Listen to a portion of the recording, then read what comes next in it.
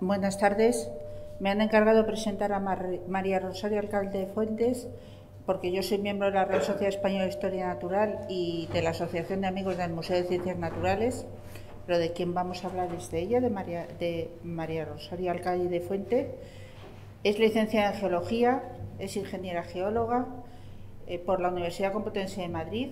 Tiene 2 máster, uno en Paleontología y otro en Prevención de Riesgos Laborales. Ha tenido numerosas becas, ayudas y voluntariados. A modo de ejemplo, el que realizó en el National Museum of Scotland. Ha participado en diferentes proyectos de investigación, como por ejemplo los yacimientos del Cretácico inferior de las hoces del Beteta, en Puente Vadillos y el Tobar, en Cuenca, y los yacimientos paleolíticos de Pinilla del Valle, en Madrid. Estuvo en el museo en el año 2008-2009, estuvo en el Museo Arqueológico Regional como paleontóloga, inventariando y catalogando y restaurando e investigando la colección paleontológica del museo. Ha trabajado para diversas empresas como Audema S.A., Paleoconsult S.L., como geóloga y paleontóloga, realizando diferentes actividades, entre las que están las excavaciones durante la ampliación del metro y la M30 entre 2005 y 2007 o las obras del aeropuerto de la T4 de Barajas. Como docente que yo soy, admiro su labor docente en sus diferentes aspectos. Por ejemplo, su trabajo anterior como profesora asociada y su trabajo actual como profesora ayudante del Departamento de Geología y Geoquímica de la Universidad Autónoma de Madrid. Ha sido profesora del programa de enriquecimiento de altas capacidades de la Dirección de Área Territorial de Madrid Capital. Es profesora en el programa de enriquecimiento, ha hecho divulgación científica con diferentes empresas, entre las que están Magmacultura, Esencia y Educaciencia, entre otras. Ha participado en talleres del Museo Geominero y en las visitas guiadas en el Museo Nacional de Ciencia y Tecnología. Ha participado en diferentes grupos de investigación y proyectos relacionados con la docencia y la investigación, como excavaciones paleontológicas y en la Serranía de Cuenca y en Pinilla del Valle, entre otros. Tiene 16 comunicaciones a diferentes congresos, como las Bienales de la Real Sociedad Española de Historia Natural o las Jornadas de la Sociedad Española de Paleontología, entre otras. Tiene 16 publicaciones relacionadas con la didáctica de la geología en los museos, las colecciones históricas, como la publicación titulada La colección europea de invertebrados fósiles de Juan Vilanova y Piera, o la titulada Los viajes geológicos de Juan Vilanova y Piera por Europa. Ha excavado en yacimientos como Patrimonio Arqueológico y Paleontológico en obras de ampliación del Metro de Madrid. Esa es otra de sus publicaciones. Otra de las publicaciones es investigaciones recientes sobre el Pleistoceno del Valle Inferior del Manzanares y el arroyo de la Broñigal. Excavaciones de los yacimientos del 12 de octubre, Villaverde, Barrio de Butarque y Cerro Negro. La otra de sus publicaciones es el Patrimonio Arqueológico Paleontológico en las obras de ampliación del Metro de Madrid 2003-2007. Bueno, su currículum es muchísimo más amplio, pero como no pienso que lo importante no es que esté yo aquí hablando mucho rato, sino que nos hable ella, pues prefiero que nos hable ella. Su conferencia, como pone en la pantalla, se titula La huella de los naturalistas y la Real Sociedad Española de Historia Natural en los museos de mineralogía. Escuchemos su conferencia. Gracias.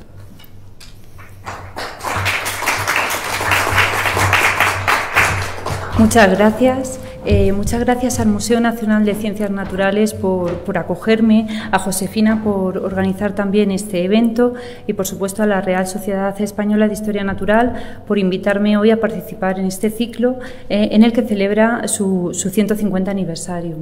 También quiero agradecerles a ustedes que hoy estén aquí, por supuesto, en especial también a Alfredo Baratas, y tengo que expresar mi agradecimiento a diferentes personas que van a contribuir en esta charla, porque me han facilitado el material visual que va a ser hoy expuesto. Entre ellos, pues tengo que destacar tanto profesores de los museos de las diferentes universidades, como también profesionales conservadores, funcionarios de archivos y bibliotecas, y en definitiva, bueno, pues que yo creo que van a enriquecer hoy esta charla. Cuando me ofrecieron presentar una conferencia, pensé en este título, La huella de los naturalistas y la Real Sociedad Española de Historia Natural en los museos de mineralogía, que me voy a centrar evidentemente en España. Es un tema muy amplio, eso sí, pero quería enfatizar el valor que tiene la construcción del conocimiento de los fondos de los museos con colecciones de mineralogía, la aportación que van a realizar los naturalistas a lo largo del tiempo. En este sentido, he estructurado la conferencia en 5 partes. La primera de ellas es una introducción que pretende presentar en sentido amplio ese concepto de patrimonio que bueno, pues va cada vez a ser más amplio, ¿no? Un segundo apartado va a presentar una secuencia de naturalistas y colecciones previas al siglo XIX. El tercer punto, pasaremos a las colecciones decimonónicas, lo que he denominado continuidad ilustrada imperfecta. El cuarto punto, voy a hablar de algunos museos que van a abrir sus puertas en el siglo XX-XXI. Estos museos van a tener cierta heterogeneidad, unos marcados bien por figuras que van a ser fundamentales en su constitución, otros bien porque están asociados o vinculados a centros docentes y otros por su relación con espacios singulares, ¿no? Y por último, pues como conclusión, voy a destacar una valoración global en la panorámica actual de los museos con respecto a las colecciones minerales de manera específica y bueno, que se puede ampliar de forma general a esas colecciones geológicas, incluso de historia natural. Bien, aunque parezca difícil relacionar, pero yo creo que sí que existe un cierto paralelismo entre la Real Sociedad Española de Historia Natural y una profesión. La Real Sociedad Española de Historia Natural va a tener una trayectoria científica ininterrumpida durante estos 150 años y los profesionales de museo, los anticuarios, también están de cumpleaños. Este año también cumplen 150 años. Será el Real Decreto de 5 de julio de 1871 cuando se dicte el reglamento orgánico por el que se va a aprobar el cuerpo de archiveros, bibliotecarios, anticuarios y establecimientos de él dependiente. Posteriormente, en 1973, se dictará la ley de creación del cuerpo de conservador de museos. Y en este sentido, cuando celebran los profesionales de museos su 150 aniversario, Andrés Carretero, conservador de museos, nos dice 150 años al servicio del patrimonio e insiste, aunque no podemos olvidar la realidad de la diversidad de museos, que ya no son puramente arqueológicos, sino también de bellas artes, etnografía, ciencia y técnica, ¿no? Insistiendo en ese carácter especializado y de investigación que los profesionales de museos tienen que atender en esa diversidad. Perdón.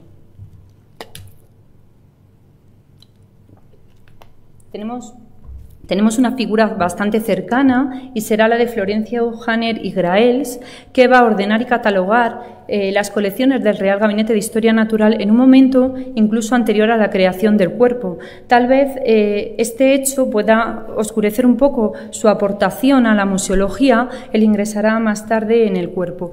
Y también quiero traer a colación de esta figura el concepto de museo, porque al igual que el de patrimonio no ha dejado de ampliarse, de evolucionar y de intentar adaptarse a los cambios en la sociedad actual.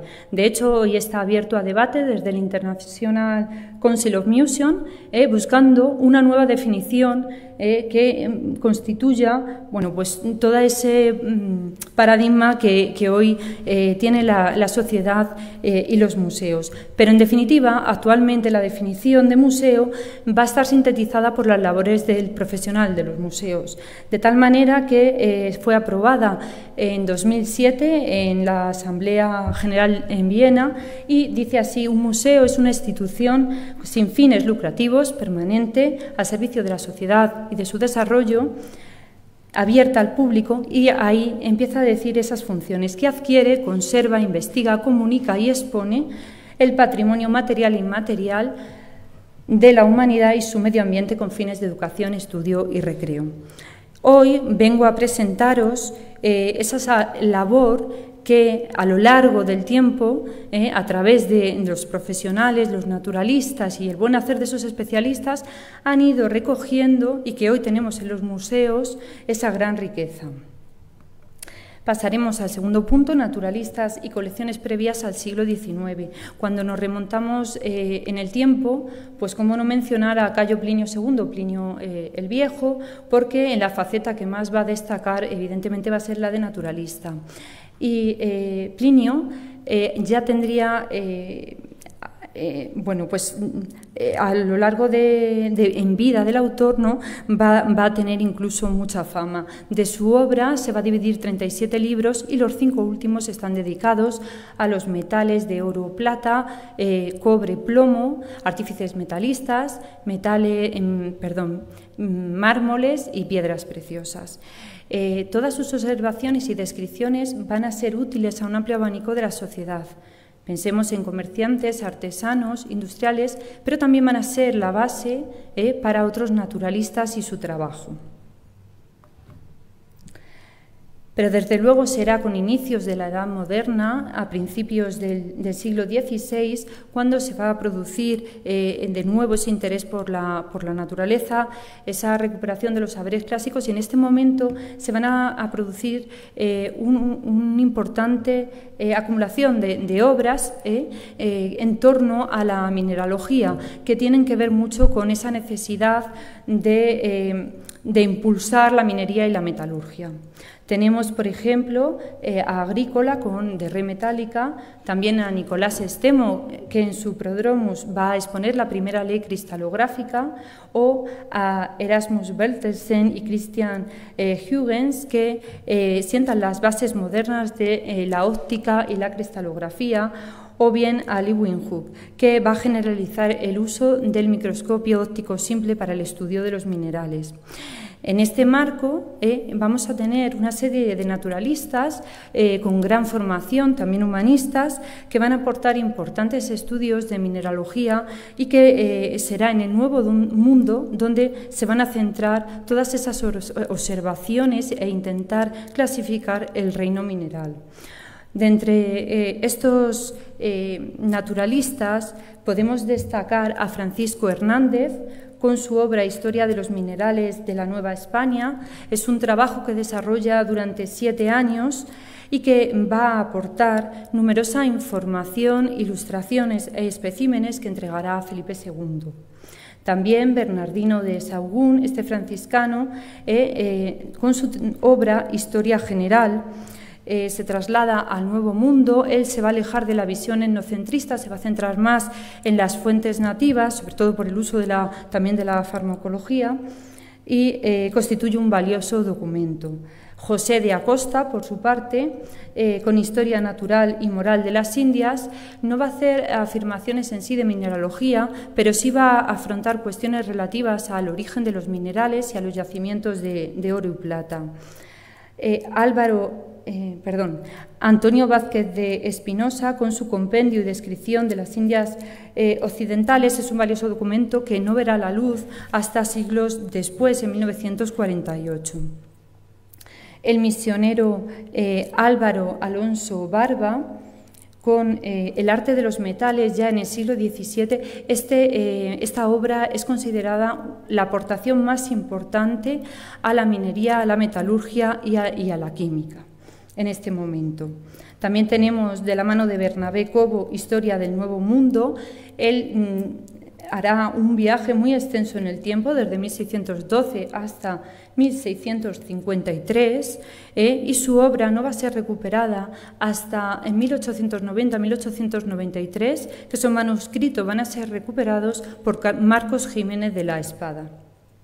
También tenemos a Diego Rosales, que es un gran observador de la naturaleza y que va a ocuparse de escribir toda la geografía e historia natural, y tenemos su obra Historia General del Reino de Chile, Flandes Indiano.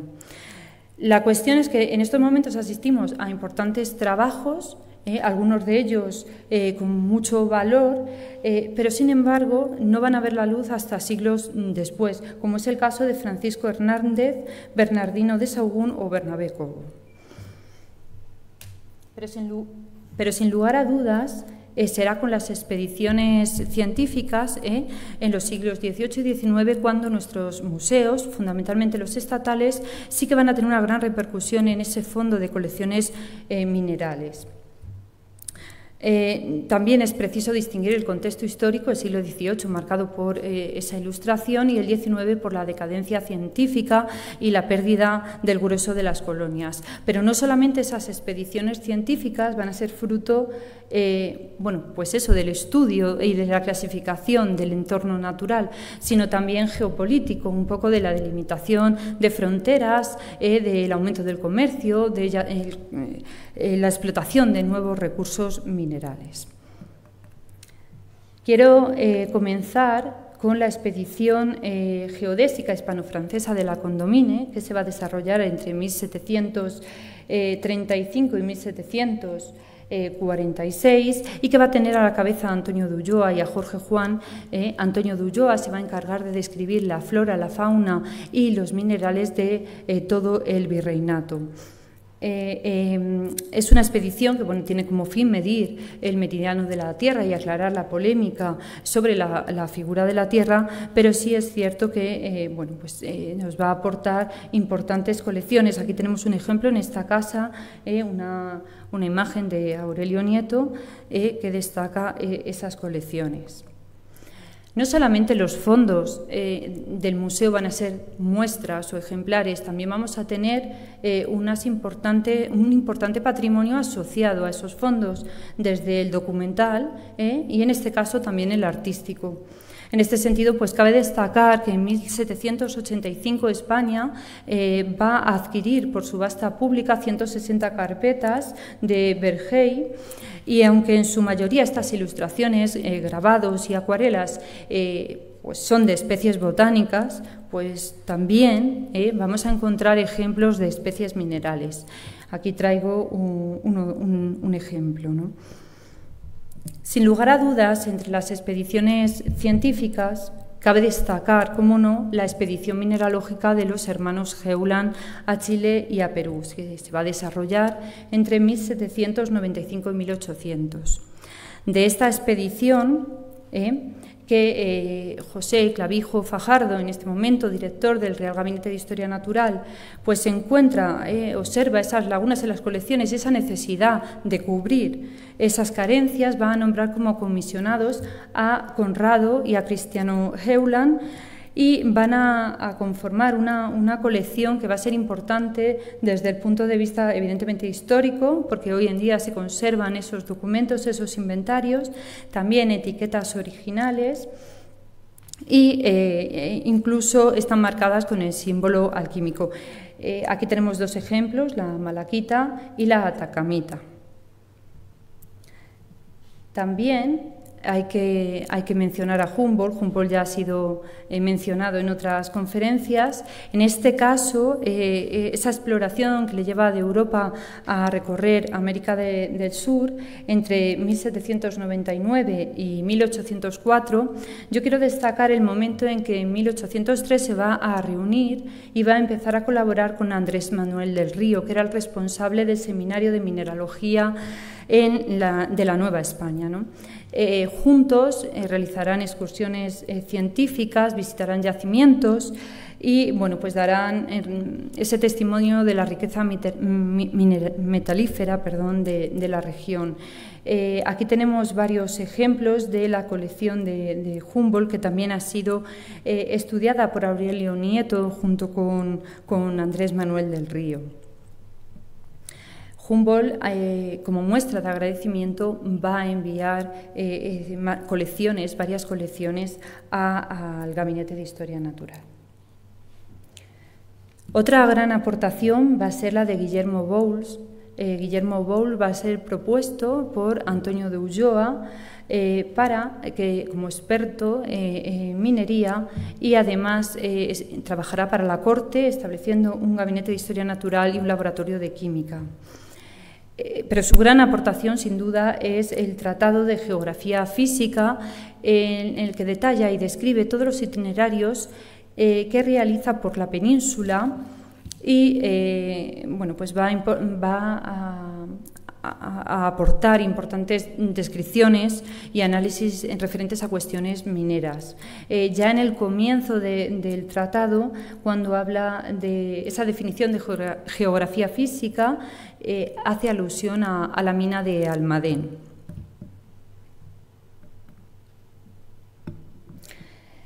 Bien, pasando a las colecciones decimonónicas, la continuidad ilustrada imperfecta que hemos denominado, quiero hacer referencia a la Academia de Artillería de Segovia. Ha sido muy estudiada también por Andrés Díez Herrero. Tiene un conjunto de colecciones de carácter histórico que vienen en cierta medida determinadas por esa necesidad que tenía la industria de la artillería a mediados del siglo XVIII de conocer, porque tenían dificultades con la calidad de las materias primas y necesitaban de minerales y de fomentar esa docencia práctica, ¿no? Tenemos, por una parte, una aportación de comisionados y expedicionarios al extranjero que van a hacer envíos. También encontramos ejemplares que van a ser de los hermanos Heuland. Y, por supuesto, también vamos a encontrar una colección que es muy importante, que va a ser esa compra que realizan en 1817 de Casimiro Gómez Ortega. Parte de esa colección posteriormente va a ser acrecentada gracias a la Comisión del Mapa Geológico, también derivada de otras formas de adquisición, incluso donaciones, aportaciones que van a realizar los artilleros y militares.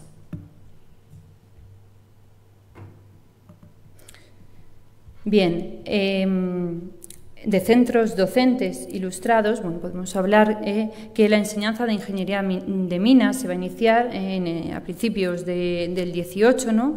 Y una de las principales, el principal punto neurálgico, evidentemente, va a ser Almadén, con esa necesidad de garantizar suministro de mercurio, pues para para amalgamar la plata de esos envíos de América.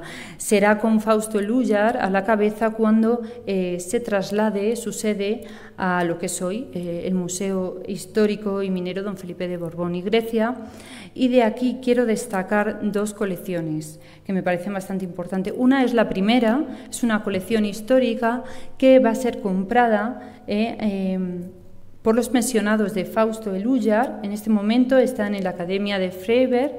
En 1831, Isidro Sey de Baranda, Lorenzo Gómez Pardo, Felipe Bauzá, Rafael Amar de la Torre y Joaquín Ezquerra del Valle, y ellos van a comprar una colección que sirva a la enseñanza de mineralogía, con ese carácter de ser una colección que sirva a los ingenieros de minas, ¿no? Otra de las colecciones que quiero destacar, que se conservan en el Museo Histórico, es una colección que han recuperado recientemente por Jesús Villar, es la colección de Filipinas. Es una colección que, de nuevo, vuelve a tratar de Isidro Sáiz de Baranda. Isidro Sáiz de Baranda va a pasar en Filipinas como inspector general de minas entre 1838 y 1856 y será el encargado de realizar todas las exploraciones geológicas y mineras. Posteriormente irán en su ayuda otros ingenieros de minas. Durante todo este periodo se va a formar una colección regional que ha sido posible recuperar, y quiero leer literalmente. Se trata de una colección regional hecha con un criterio minero, es decir, tratando de resaltar la riqueza metálica de la mena. No había muchas esperanzas de encontrar ejemplares mineralógicamente destacables, salvo que alguno de los numerosos oros de la colección nos deparase una sorpresa. Y la sorpresa saltó finalmente. Al limpiar un sucio negruzco ejemplar, encontramos una gran pieza de oro con el raro mineral altaíta de más de 800 gramos de peso. En fin, es una colección que ha sido recuperada pues, hace escasos años y la verdad es que tiene un valor histórico añadido porque probablemente sea la colección más antigua de Filipinas que se conserve con toda su documentación asociada. La comisión del mapa geológico va a tener, con la comisión del mapa geológico va a tener lugar, evidentemente, también una conformación de una gran aportación de colecciones minerales, gracias a ese decreto de creación de la Carta Geológica de Madrid y General del Reino, que posteriormente, un año después, vendría a denominarse Comisión de Mapa Geológico de España. Es sabido, ¿no?, que durante el 18 y también el 19 se va a contratar a extranjeros, ¿no?, que traigan esa modernidad europea para que sirva a los conocimientos científicos y técnicos en España. Encontramos en este momento con la comisión ejemplos, por ejemplo, con Guillermo Schulz, que va a trabajar explorando la zona de Galicia y que de sus trabajos va a recoger diferentes muestras que hoy se conservan en el Museo Geominero. Además, con el redescubrimiento de los fondos históricos asociados a la Comisión del Mapa Geológico, pues se pone de relieve figuras que van a formar la comisión. Aquí tenemos todos ellos, ¿no?, Casiano de Prado, Amalio Maestre, Federico Botella, Juan Milanova, en fin, muchos de ellos de la Real Sociedad Española de Historia Natural. Además, existe una ampliación de esos fondos ya cuando hablamos del Instituto Geológico Español después de 1910. Será en el siglo XX. Yo quiero destacar dos colecciones. Una referida a Primitivo Hernández San Pelayo, que estaría al frente del museo desde 1927 hasta la segunda mitad de la década de los 40 y que va a recolectar muchos minerales, entre ellos la reinita, que es un clásico en la mineralogía española. También otra colección que se va a conformar es la de los ingenieros de minas, que Rosso de Luna y Castel, que van a regalar una colección de Mozambique. En fin, a lo largo de todo este tiempo se va a enriquecer los fondos del museo con colecciones que no solamente van a ser importantes como ejemplares en sí, sino por la historia asociada que tienen y las personas que la conforman.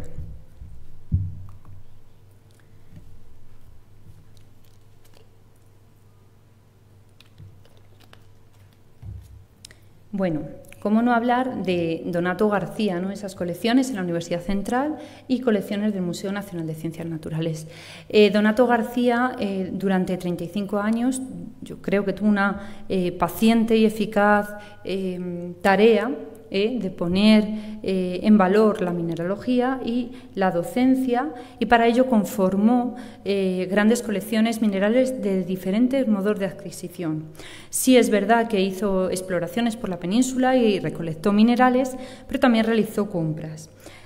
Aquí traigo una colección que donó de 220 minerales a Rafael Amar de la Torre, que hoy se conserva en el Museo de Geología Aplicada de la Universidad Politécnica de Madrid, y es una colección que incluso contiene envíos de América.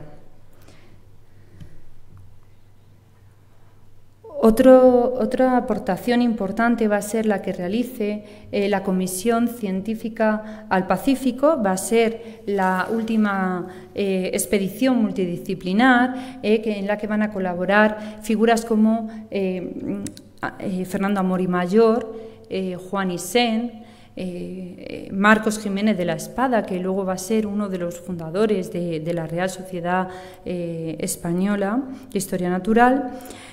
También Rafael Castro Ordóñez, que iría de fotógrafo. Quiero destacar en la crónica del Museo Universal, ilustra aquí esa entrada a la exposición científica del Pacífico. Será Fernando Amor y Mayor el que se encargue de recopilar todas las colecciones geológicas y dice así: vamos ahora a indicar lo más notable de la exposición pública al Pacífico. Resalta esas colecciones que Fernando Amor y Mayor va a recolectar, ¿no? La colección de minerales, rocas y fósiles es muy importante. Y finaliza diciendo: fueron recogidos en su mayor parte por el malogrado don Fernando Amor. Bueno, esta figura ha sido ya estudiada por Antonio Perejón, también está publicado en el Boletín de la Sociedad, y Fernando Amor muere un año después de iniciarse esta comisión. La verdad es que, bueno, pues fallecen 3 de los integrantes de la comisión. Aquí tenemos también un ejemplar de cobre nativo que se conserva en este museo. Otra gran figura va a ser la de Juan Vilanova y Piera. Juan Vilanova y Piera destaca fundamentalmente por ser tener mucha actividad científica, participar de todas las sociedades, tener la iniciativa, ¿no?, de fundar sociedades como la Geográfica Española, la Sociedad Prehistórica, la Sociedad de Historia Natural, y con una amplia formación y además con un gran bagaje, porque disfruta de esas expediciones científicas, de sus estancias. Bueno, pues es evidente que va a contribuir enormemente a las colecciones en el museo, en esta casa hoy, ¿no? Sí es cierto que la colección de paleontología es muy extensa, pero yo creo que también gracias a que bebe de Donato García, de esa formación que tiene con él, sí que se siente interesado por las colecciones de mineralogía. Y aquí, bueno, pues he traído 2 ejemplos de estas muestras que se conservan en el museo, la boracita y la actinolita que trae del Tirol.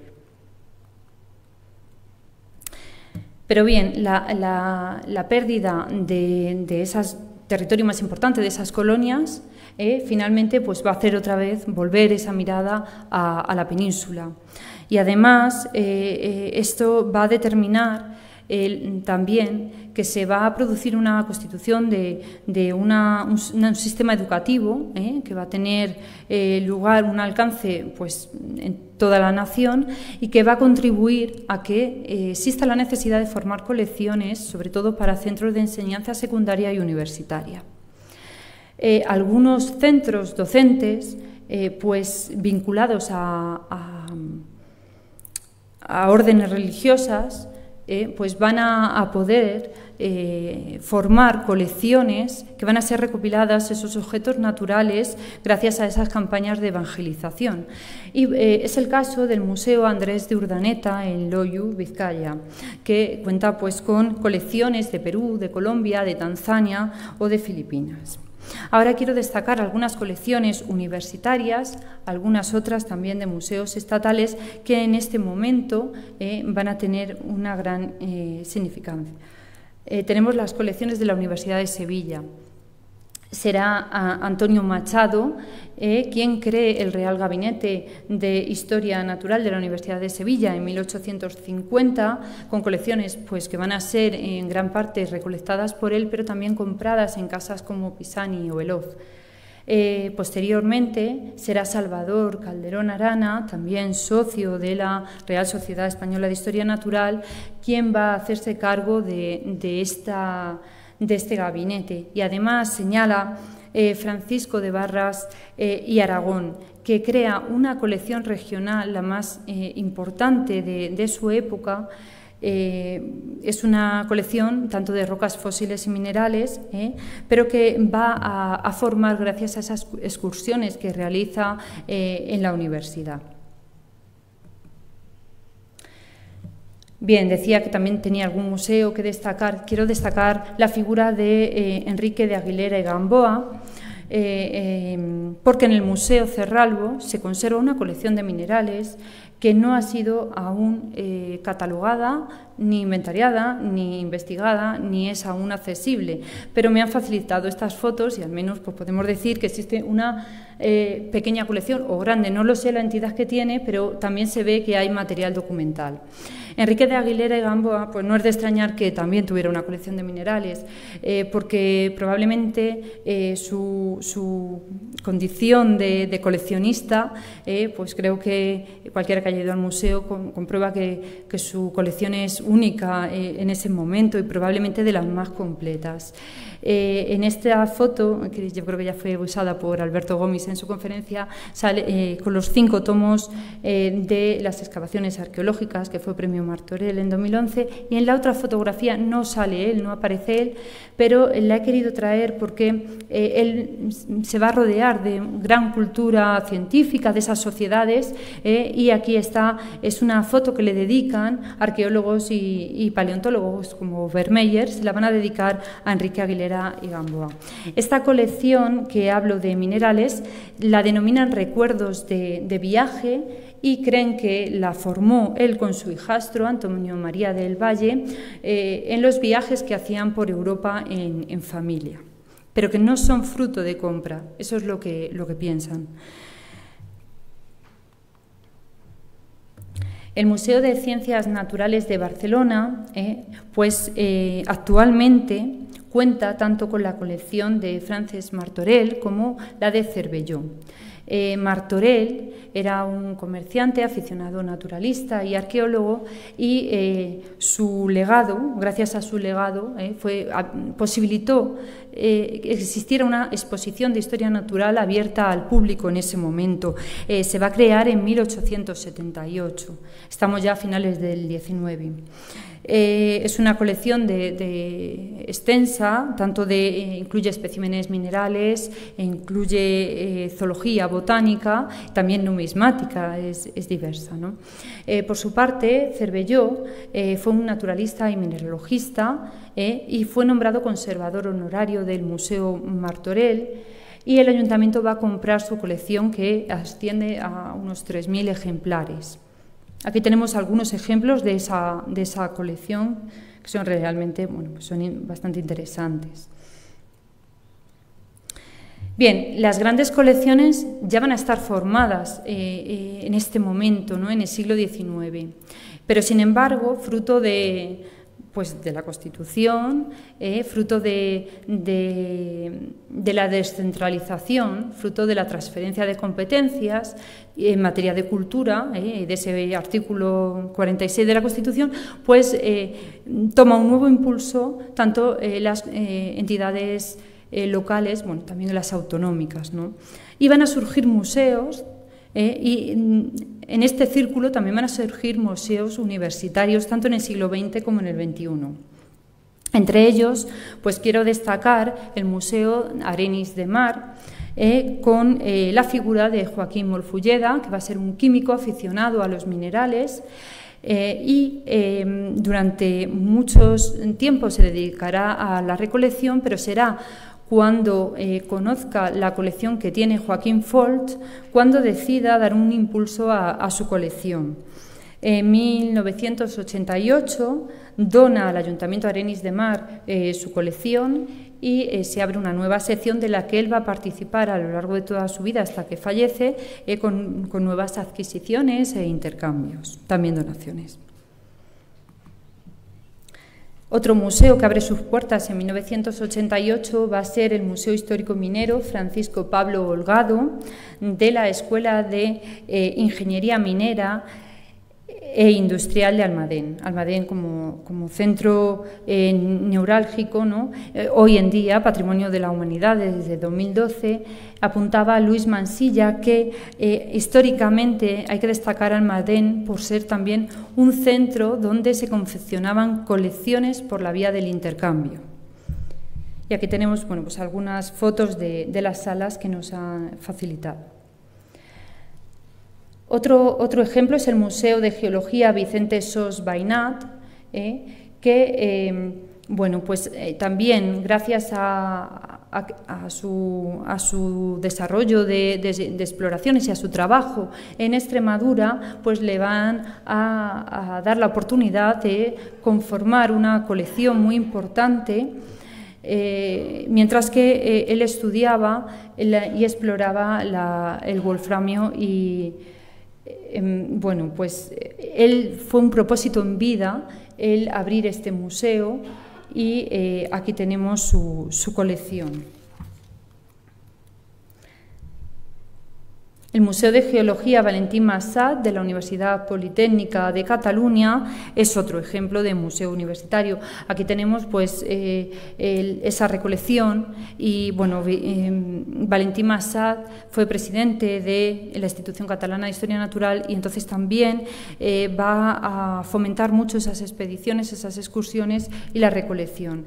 Y este es el museo que lleva su nombre y donde se conservan hoy los ejemplares minerales. Cabe destacar que en 2001 abre el Museo del Departamento de Geología de la Universidad de Oviedo. Sobre todo, quiero destacar porque tiene muestras que proceden de antecedentes históricos, ¿no? Ya del gabinete que, bueno, pues que no se conserva, ¿no? Como el meteorito de Cangas de Onís.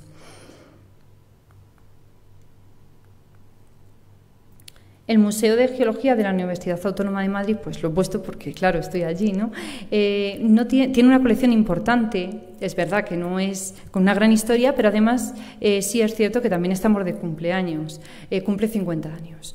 Entonces, es un museo que a día de hoy se está intentando poner en valor y que tiene una colección que sobre todo va a estar formada gracias a la aportación de los trabajos de los profesores del departamento, también donaciones e intercambios. Y quiero destacar este museo, que es el último que traigo hoy aquí, el Museo de Geología Aplicada de la Universidad Politécnica de Madrid. Ya he hablado antes, lo he mencionado, por esa donación que realiza Donato García a Mar de la Torre, pero quiero destacarlo sobre todo por las figuras que van a estar vinculadas a la colección. Entre los catedráticos de geología que se van a ocupar durante todo este tiempo, pues aparecen, ya he dicho a Rafael Mar de la Torre, también Narciso Puig de la Bella Casa, Francisco Hernández Pacheco, que será presidente de la Real Sociedad Española de Historia Natural en 1949, y Clemente Sáenz García, que va a ser presidente en 1956. Pero si nos fijamos, hacemos la visita y nos fijamos en esas cartelas, podemos observar nombres como el de Julian Druckmann, que va a ser un colaborador del Instituto Belga de Historia Natural, y que en 1913, aprovechando ese Congreso Internacional de Geología, va a donar a Narciso Puig de la Bella Casa ese corindón.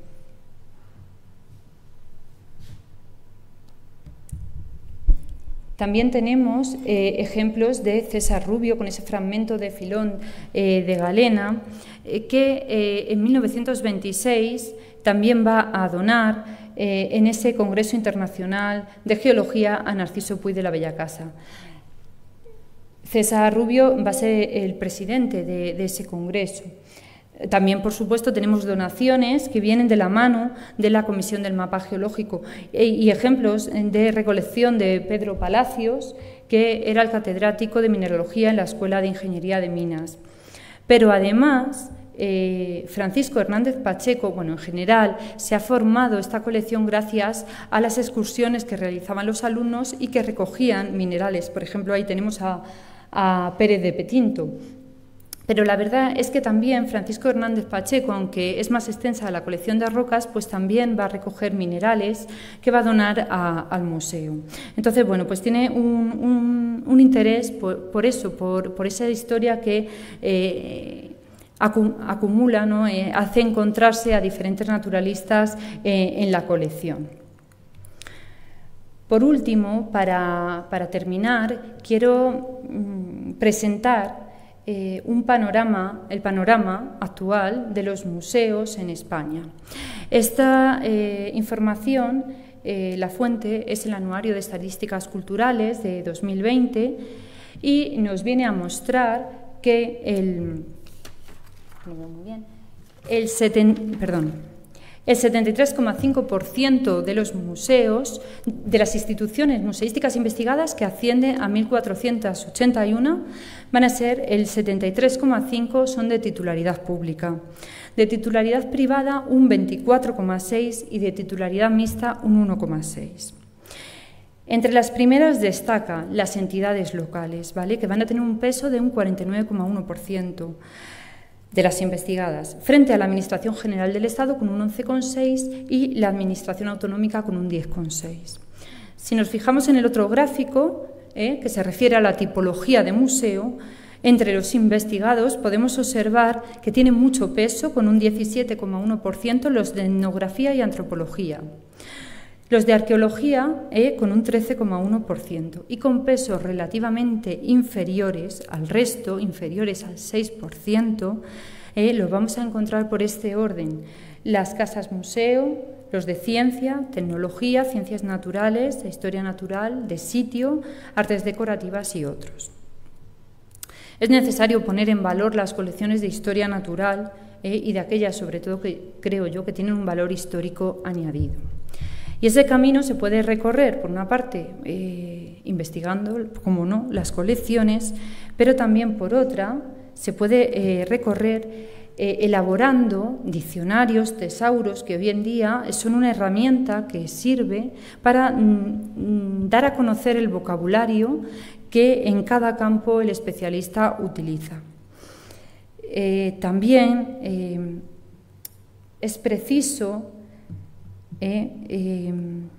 resaltar que desde el Directorio de Museos y Colecciones de España, que es una herramienta que permite conocer y acercar a las 1.500 instituciones museísticas que actualmente representan el panorama español, pues podemos encontrar que hay 3 museos de geología.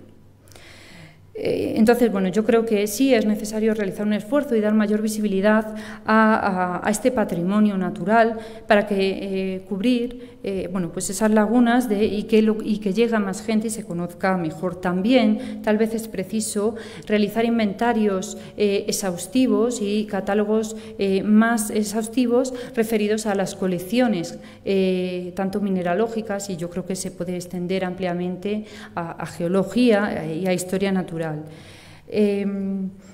Además, bueno, pues de manuales de buenas prácticas en conservación, en exposición e incluso en comunicación. Y bueno, para finalizar, pues yo diría que por todo ello nos debemos preguntar en qué momento, en qué punto del camino se encuentra el naturalista. Y yo diría, pues de naturalista a gestor, ¿no? Tal vez, porque probablemente muchos de los profesionales del museo inviertan gran parte del tiempo en la planificación y en la gestión, que suele ser una gestión de tipo integral, gestionar todo ese patrimonio natural y además adaptarse a los cambios sociales, políticos, económicos, de pandemia. Y por otra parte, además, hoy el público pues ya no solamente mira, sino que también evalúa ese trabajo multidisciplinar y hay que establecer un diálogo entre entre esos equipos multidisciplinares y a veces pues cuesta, ¿no? Hay que adaptarse también a la normativa en el museo. La normativa con continuo cambio y que además está presente pues todos los días, pues implica también un esfuerzo.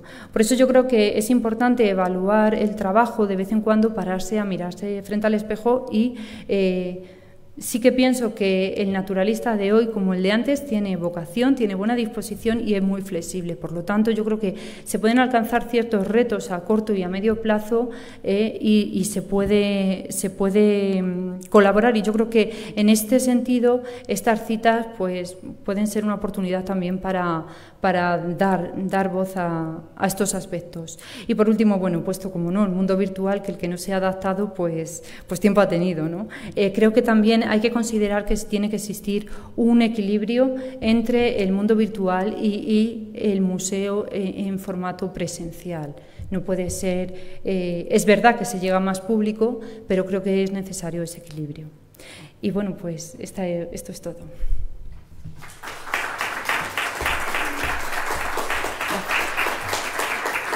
Gracias.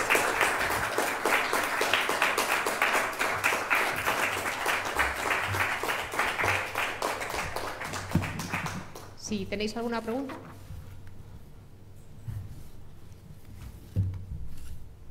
Nos has dado un paseo tan exhaustivo que nos quedamos sin preguntas. Se ha dejado cabo. Bueno, pues muchas gracias a todos.